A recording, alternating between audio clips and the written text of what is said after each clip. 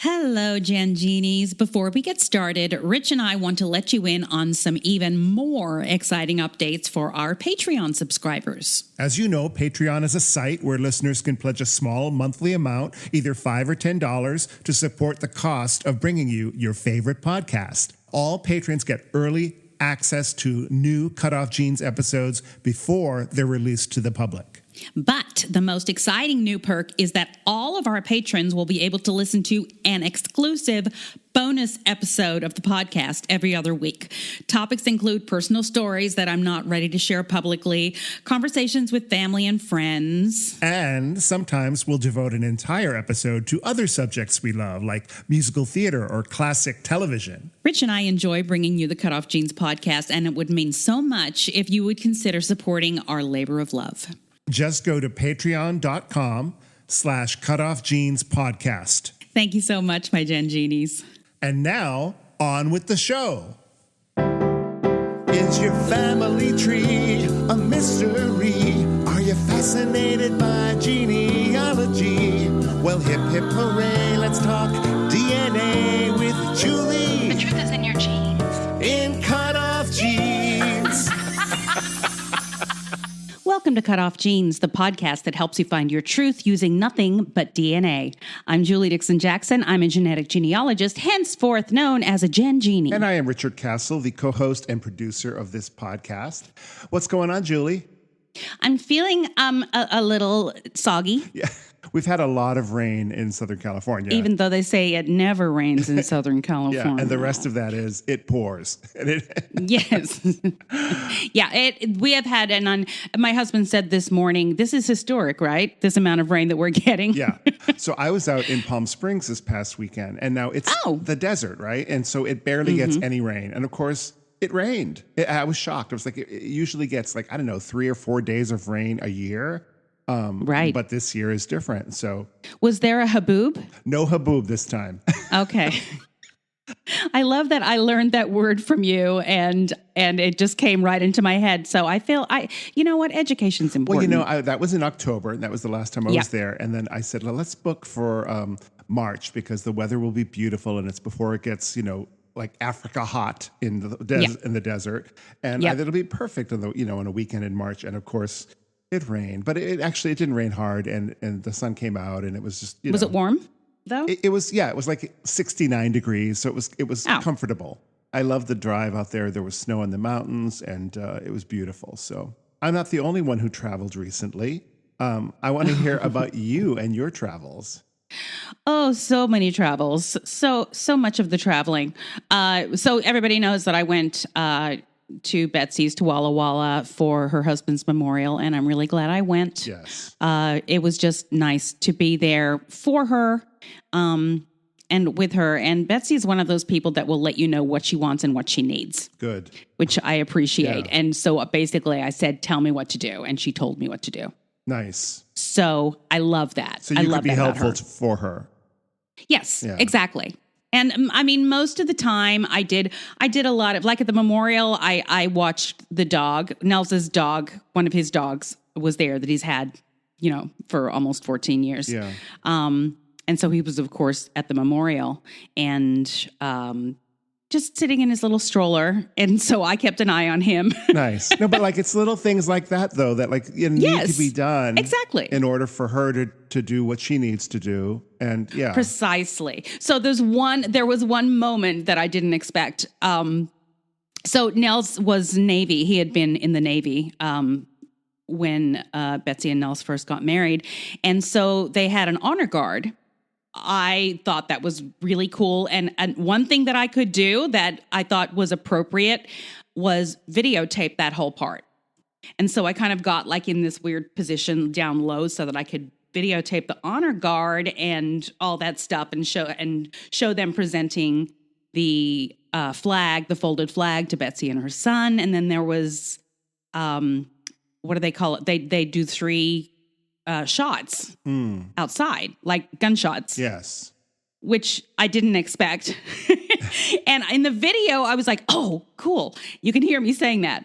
And then they present her with the bullets as well that were used, the shells, oh, wow. I guess. Wow. Yeah, it's very moving.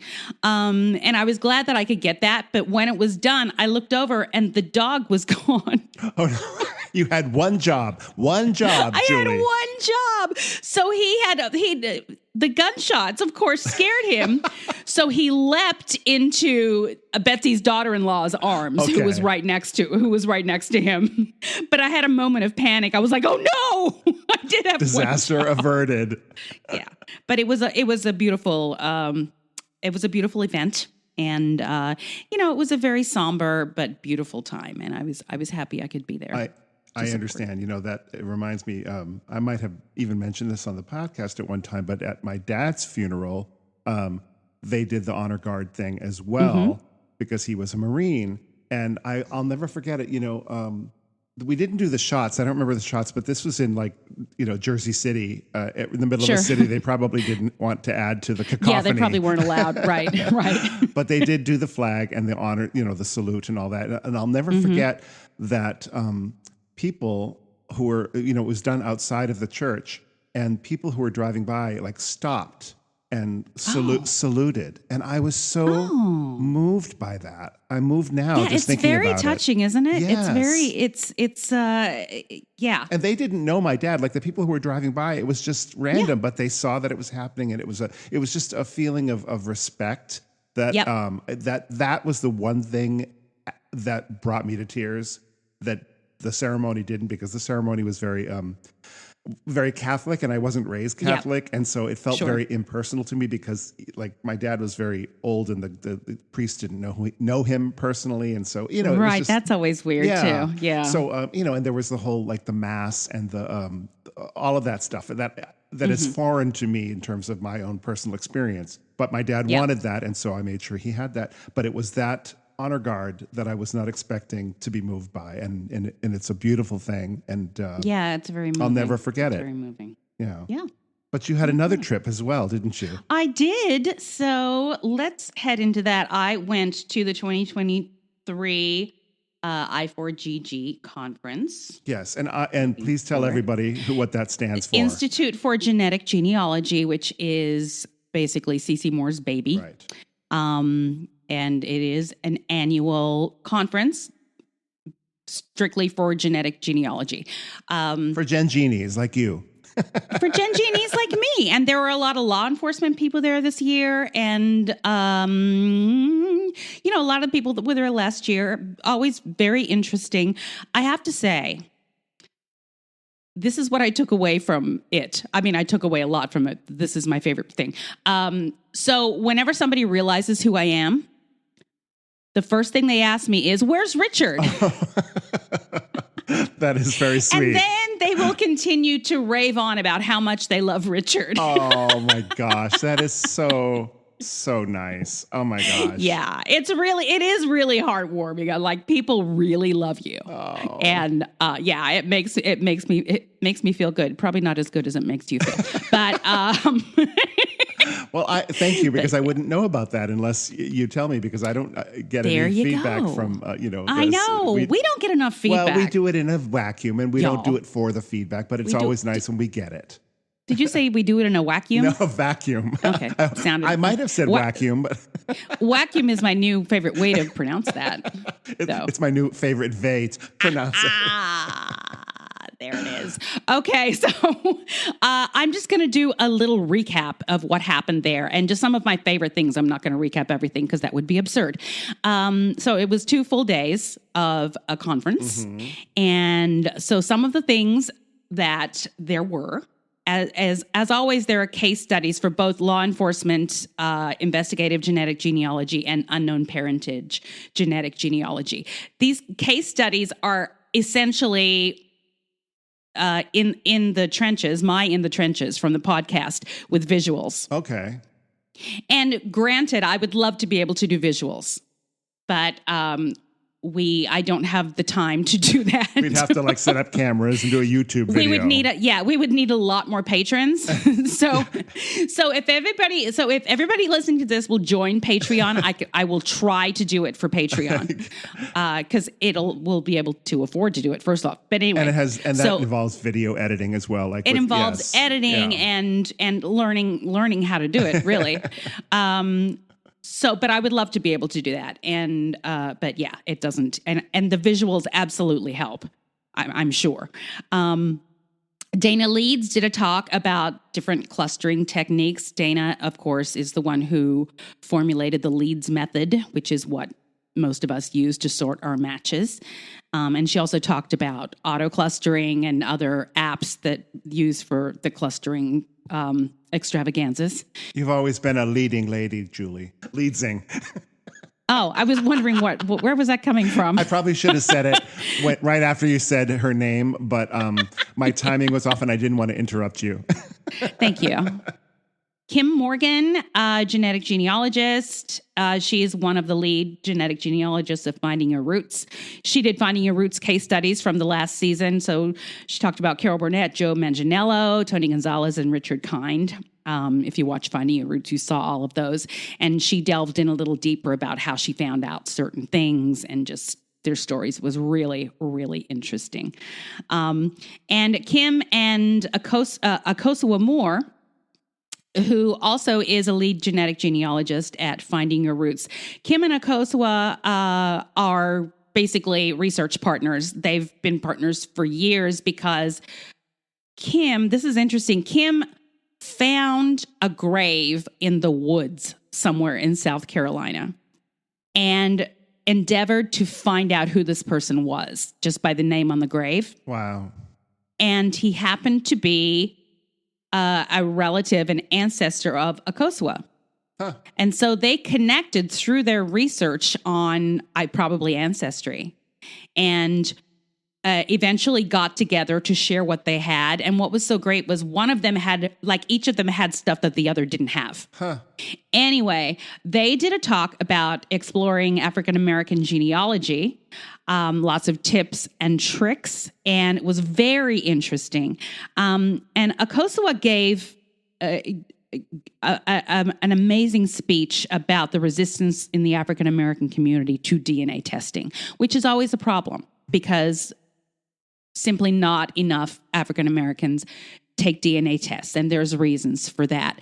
And Akosua said it so beautifully and so succinctly that I asked her if I could quote her directly. Nice. And however, I'm going to do that next week because it's on I can play back because I was there. I can play back all of the speeches, but it's not up yet. So I can't, I just wanted to transcribe it, but it's not up yet. And because they have to, after the conference, they have to edit and, so it's not out yet, but I'm sure it will be out by the next time we record. So I will come back. I will circle back. Yeah, please do. I'd be interested to hear that. I mean, I have my own guesses, but I don't want to assume anything. I'd like to hear it from someone who knows more than I do. Yes, and who is African-American and can really speak to it. Okay, so the two most exciting things, I think, was DNA justice. So Cece and I think Margaret Press have developed a nonprofit website called DNAjustice.org. And it is a database that anyone can upload their DNA to that is strictly for law enforcement to use. Now, this is for people who don't want to put their DNA in public databases or even on GEDmatch or FTDNA, which are the two that law enforcement can legally use if people opt in. But some people don't even want to be on genealogy websites. For privacy concerns. Yes, for privacy concerns, and they're not interested in it and blah, blah, blah, blah. So they can go here. The only people that can access, you can't even access it. But the only people that can access it are law enforcement or investigative genetic genealogists who are on the case. So they're the only ones who can access it. And so your privacy is guaranteed as far as anything being public. What they do ask is that you download your DNA from wherever you did your DNA, and then you upload it to DNA Justice. And the magic part is you add the names of your 4 grandparents. Okay. Because that immediately enables any genetic genealogist to build your tree, and you don't have to upload an entire tree. I see. You just upload the names of the 4 grandparents, and that is how you build a family tree. Okay. Assuming there are no NPEs or adoptions up there. But that's all it is. And it's nonprofit. And so we're asking like I'm part of it, but they're asking anybody and everybody to just upload their DNA into this database, and hopefully eventually GEDmatch won't be necessary and FTDNA won't be necessary. It'll all be in this one place. I see. Yeah. So do you have any questions about that? Does that make sense? It makes sense. I'm a little skeptical, only in that I remember when we were talking about the privacy concerns that people had about putting their DNA and taking the ancestry test and all of that, that people didn't necessarily want their DNA used for law enforcement purposes, in that they were suspect in terms of, you know, the way it was going to be used, or would their DNA implicate a family member or something like that. And because of that, we're asking somebody to purposely upload their DNA for only this reason. And I just wonder how many takers there will be for this. I think there will be a lot more than you realize, because like I said, a lot of people are fine with that aspect of it. What they don't like is that they don't know what else it's being used for. Right. And there's a guarantee that it is only being used for that. It's limited. Yes, I get that. And that the only people that can access it are the people who are working on cases to solve, you know, cold cases and active cases. Let me see. Learn if your DNA is a match to a case. We want our users to understand the huge difference their DNA upload can make in bringing justice and closure to families. Once a case is solved, we will notify you by email that you were a match and may have played a key role in cracking the case. Well, I like that too, in that you have some kind of follow-up on it. Like if your DNA was helpful, that you will find out about it. You don't just put it up there and go, oh, I guess they might use it, they might not. And you would know. Yeah. Just to have some knowledge, you know? Sure. And, you know, I'll say personally, I wouldn't have any issue uploading my DNA to this particular database. Mm-hmm. I know there are people who have legitimate concerns about law enforcement and the way it is applied towards certain groups of people. And so I would imagine that it might be a tough sell to certain segments of the population who don't trust the way that law enforcement uses personal information. Yep. In profiling and stuff, things like that. I hear that. Yeah, I hear that. But the beauty of this is there really is no profiling. It's science. Right. Yeah. There's no profiling. It's just the DNA. You don't know whose DNA any of this is. So you are not profiling a single community. You're profiling a literal DNA profile. Right. Right. You know what I mean? Oh, sure. No, and I respect the reason that CC wants to do this, and that there is definitely a need for it. And if you were had someone in your family who was a victim of crime and you never found out who killed them or something like that, you want to know, and it does provide closure. I'm just saying that I know that there are a lot of people who would be skeptical. There are, and that's why there are so many of these questions and like frequently asked questions that they're already answering, like what is DNA Justice? DNA Justice is a 501c3 nonprofit DNA database built to assist law enforcement agencies in the identification of unidentified human remains and perpetrators of violent crimes such as homicides or sexual assaults. How does DNA Justice assist in the identification process? It combines volunteer data with investigative genetic genealogy to generate investigative leads on previously unsolved cases. How is it different? DNA Justice is the first and only not-for-profit database authorized for investigative investigative genetic genealogy. The creation of this database is solely for the public's benefit and is not motivated by a desire to build an asset to benefit a for-profit company or for personal enrichment. DNA Justice will never seek to profit from law enforcement or the public. Yeah, and that's very important. All right, so there's that. And then the last thing I'm really excited about is IGGAB or IGAB.org accreditation board. This is a board since last year. Remember, we were talking, or Cece was talking, and the people at the conference last year were talking about how do we get an accreditation for genetic genealogists.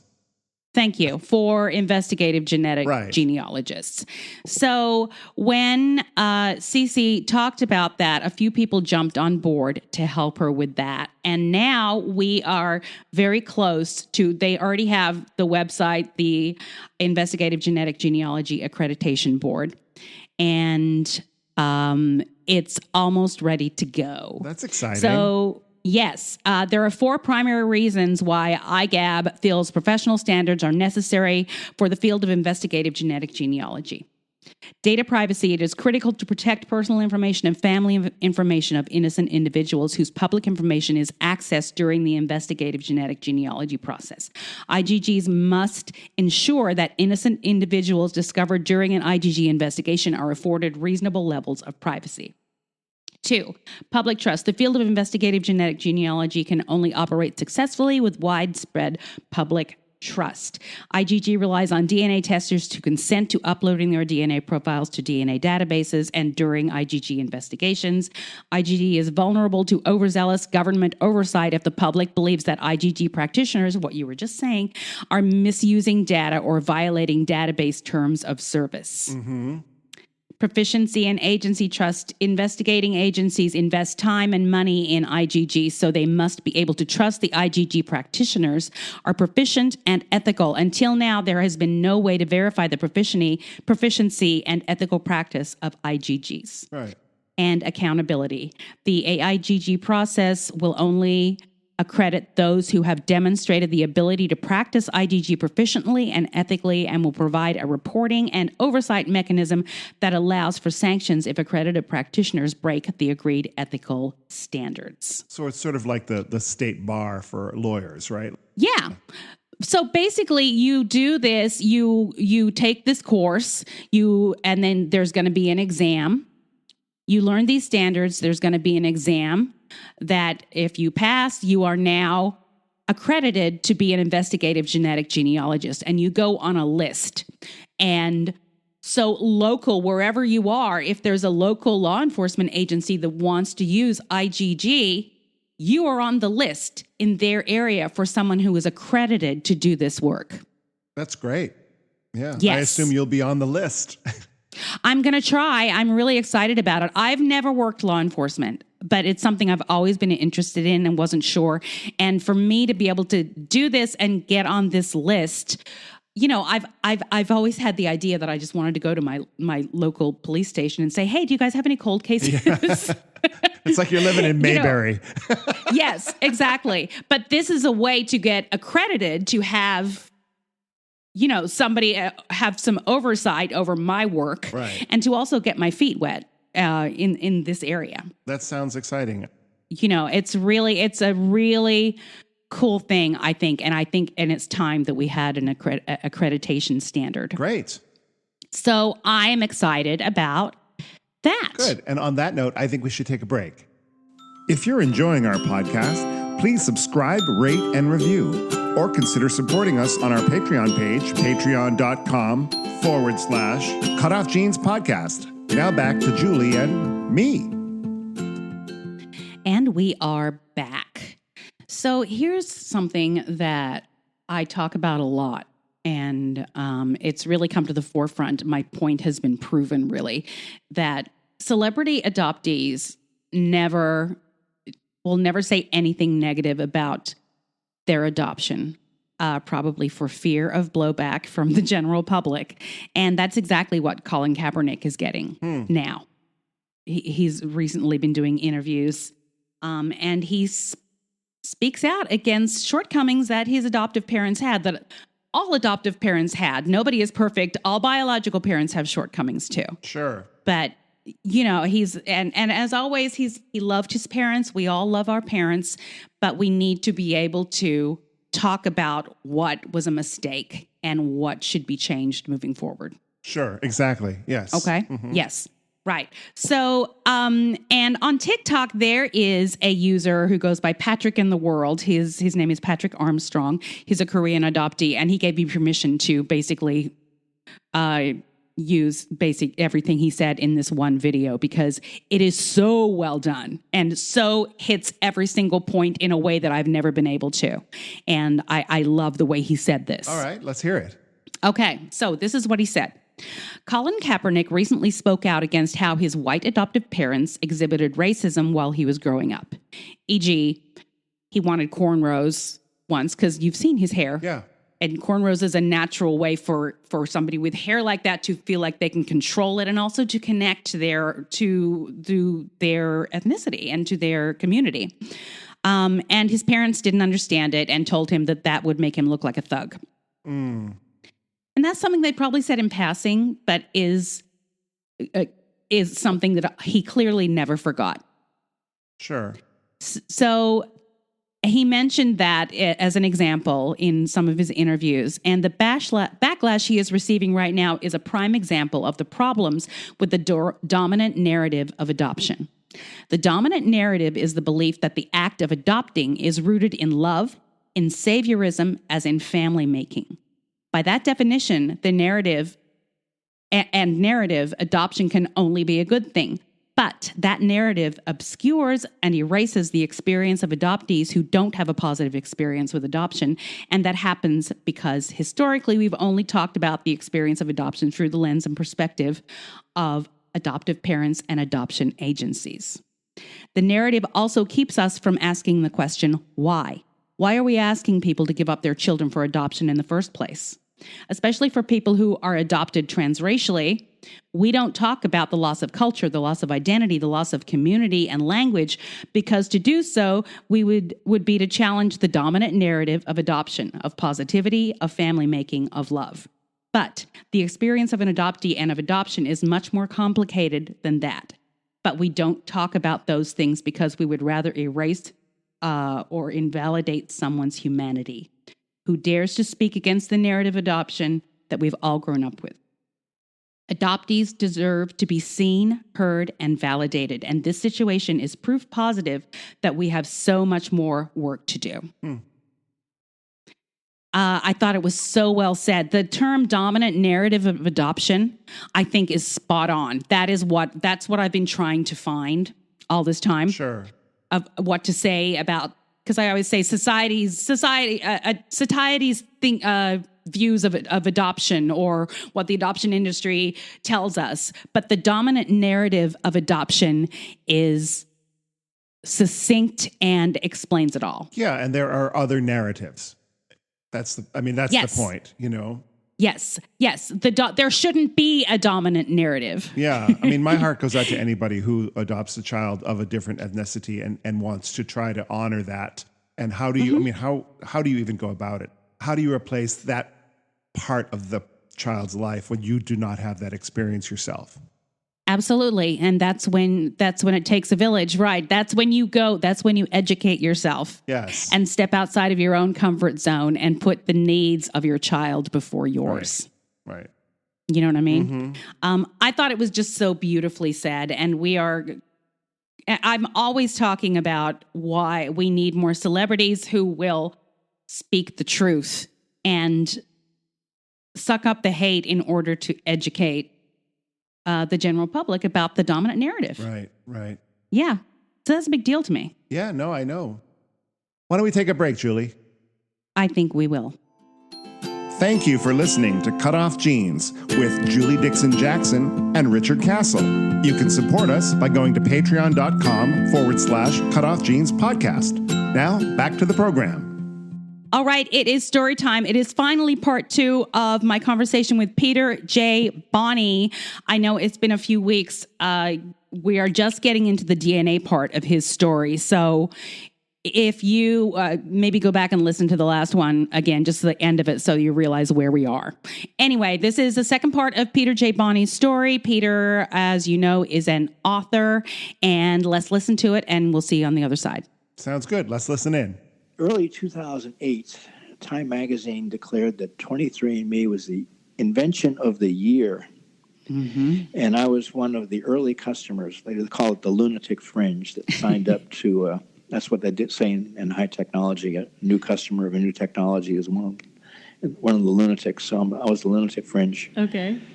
For $999 wow. list price in early 2008, I spit into the 23andMe vial, and then 2 months later, I waited for my results, and bang, there they were. I wasn't Northern Italian. I was English, French, and a sliver of Scandinavian on my paternal side. They had some health details that looked like my health history was fairly clean. Right. I went to my doctor on that. He said, well, there's no red flags, but keep on practicing good healthcare maintenance. You never know. Sure. But there was no paternal relative that made itself present in that database. And Did they have relative matching at that time? They had a small database of customers, and they could tell but you it where was you so were, small. Yeah, they could tell you where it was DNA connected, where you were DNA connected by percentages. Right. Okay. And I thought, well, let me just wait this out, and as that customer database grows, a paternal relative is going to show itself, and then hopefully help me define the source of my seed. Right. Well, by 2017. Nothing was there, and my now grown children came to me and said, Dad, that this isn't working for you. I got something else that might work, and I learned from my son that Ancestry.com went into the DNA analysis field in 2012, and they took a real consumer approach to it. They were funded by venture capital and private equity, and had built up over a 5-year period of time a customer database that actually exceeded the size of 23andMe. Absolutely. So for a list price $99 instead of $999, I did the Ancestry DNA test. Right. You remember a mainframe computer in the 70s was $1 million, and now for $1,000 you have the power of the internet in the palm of your hand. Yep. Progress. Well, the same thing. Yeah. Same thing in DNA science. Not $999, but 9 years later it was $99. And sometimes as low as $59. Well, $49 if you want to do the Black Friday specials. Yes, absolutely. I always stock up around that time. This is why in certain communities they talk about February being new sibling season. Yep. Absolutely. 2 million people entered the database just after the Black Friday sales. So you did the Ancestry DNA, and tell me what happened with that. I loved listening to this part because it's very common. I did the Ancestry test. I found a close relative, first cousin with a question mark. Right. That's how they described her. Right. I reached out, not knowing what I would find, and confided that, hey, I was donor conceived, and I'm looking for some help to find the source of my seed. And she just embraced the daylights out of that and said she would champion finding the source of my seed in her family tree. Which is amazing, because that doesn't happen all the time. No, I might have been stonewalled. You would have had to hire somebody like me. And anyone who's trying to help me is a friend. I would have done anything. Yeah. So I won't go into the specifics of the what and how. Sure. Because the book reveals all of the detail on that. But I'm told that it reads like a World War II mystery novel. It's funny because for me, because I'm a genetic genealogist, I knew exactly what was going to happen just from what you said, how you described the match to you. And I was like, oh my gosh, just look at push the button, push the I. I learned a lot about terminology that I never knew. Yeah, like centimorgans. Yep, one of my favorite words. And when I wrote this book, the early part of the book, the discovery piece, where I went over some of the issues in my childhood and what have you, I actually used a third-party term. I wrote it in the third person. It was so difficult for me. I wrote it in the third person at first in my early draft. Oh, okay. And the person's name was Morgan, as in Center Morgan. Uh-huh. Oh, interesting. And when did you decide to make it autobiographical? Well, I knew right away I was going to do that, but I just it was so difficult to write. I did it in the third person initially. Interesting. And actually, this was from therapy. Okay. My therapist said, son, you just built up a real huge wall to protect yourself. Yeah. And why don't we discuss some of your background in the third person and see if that helps you break it through. So, and that did. And I just took that to my writing in my early draft. Yeah. Huh. And it enabled me to get more intimate in my writing. Get more disclosure. To be on the outside more, looking in as if you're talking about somebody else. My therapist helped me too. I was a psychology major for the wrong reasons. My dad committed suicide. I wanted to understand why. Yep. But he treated me like a student at the same time as a patient, and he used the Rogerian approach with me. You ask questions and then give an answer, and then he repeats the answers back to you, and you expound on it even more. Oh, interesting. So he treated me very much like a student in addition to a patient, and I appreciated that. So I could intellectualize some of what I was writing as well, better in the third person than I could deal with it emotionally in the first person at my first draft. Okay. Yeah, that makes sense. Ultimately, you learned with the help of this match, finally, who your father was. Yes, he was deceased actually a month before my mother had her open heart surgery in 1995. But I have all of my questions answered now, Julie. There's only one that's still lingering out there. I wanted to know what my genealogy was. I have that. I wanted to know what my genealogical health history was. Yep.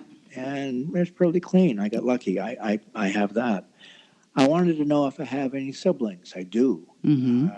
But what I don't know is how many siblings do I have really? Right. I went for 3 years thinking that I was a one-off. And then last year, actually, through Ancestry.com and New Sibling Season, we had some appearances that were surprising. So what are the numbers now? I believe I'm one of 6. Oh, wow. Now, I'm not the product of the frozen sperm generation. Okay. My parents had a fertility specialist that was ethical. He wasn't using his own sperm on a countless number of patients. Thank goodness. So, it's not likely that I have 100 siblings. Yeah. But if I'm one of 6, I don't know how many more are out there. Yeah, there could be. I have somebody who has been on the show that is up to, he was a sperm donor in the 80s, and he's upwards of 30 children now. Yeah. Uh-huh. And counting. Yes, and counting. They come out of the woodwork all the time. So moving forward, what are your goals? Well, my goals for the book, Julie, were 3. I wanted first to really impact positively the practice of assisted reproductive technology. I'm all for science to enable wanting people to have a family. If the consideration is taken for the people that are created by the science, people like me. Yes.